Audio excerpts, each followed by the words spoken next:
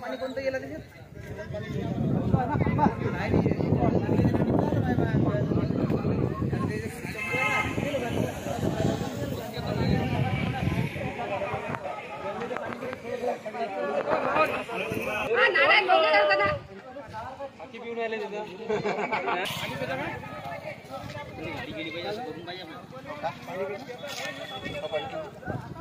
कोण लागले मागे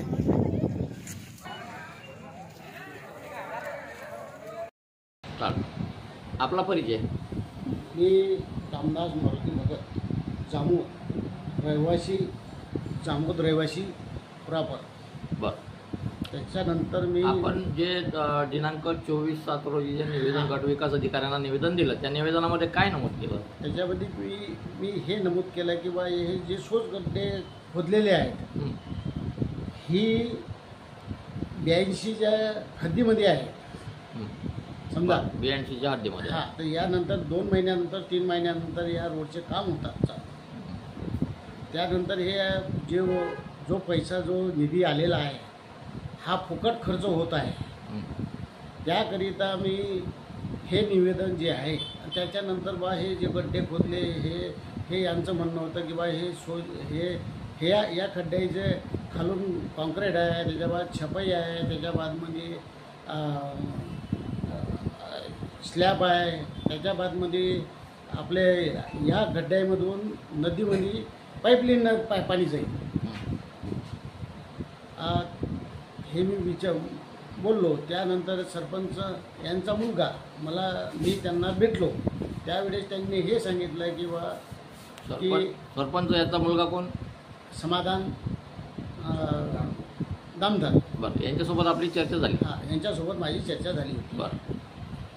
त्यानंतर मी त्यांना म्हटलं की बा माझा अंडरग्राऊंड घर आहे कॉम्प्लेक्स, त्याच्यामध्ये ओलोसा येईल, त्याच्या बादमध्ये सरदावा पाणी बी येऊ शकते.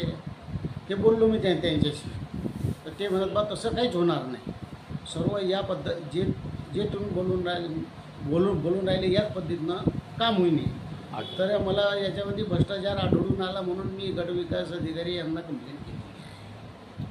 आणि त्यानंतर बा जामोदमध्ये जे 109 घरकुलं निघालेले आहे ओबीसी याकरिता बा आपलं जे गरजू लोक आहेत ते विधवा आहेत, त्याच्या बादमध्ये कोणी समजा जे कुटुंब एक आहे समजा त्याच्यात समजा जो अपंग आहे कुटुंबामध्ये त्यांचं लग्न झालेलं आहे अशा लोकांना दिले काही हरकत नाही बा घरकुलं दिले. पण हे ज्यांनी बिल्डिंगा बांधलेला आहे त्यांनी सर्व हे होईल आहे त्यांना बी घरकुलं मिळाले. एका घरामध्ये 3-3 घरकुलं असे टाकलेले आहे. तरी बा याची सखोल चौकशी करून याची पुरेपूर गट विकास अधिकारी, जिल्हा कार्यकारी अधिकारी, त्याच्यानंतर आपले बांधकाम विभाग इंजिनियर यांनी बा याची सखोल चौकशी करण्यात यावी. तरी तर मी हे निवेदन सादर केलेले आहे 3 ठिकाणी. ठीक आहे. धन्यवाद.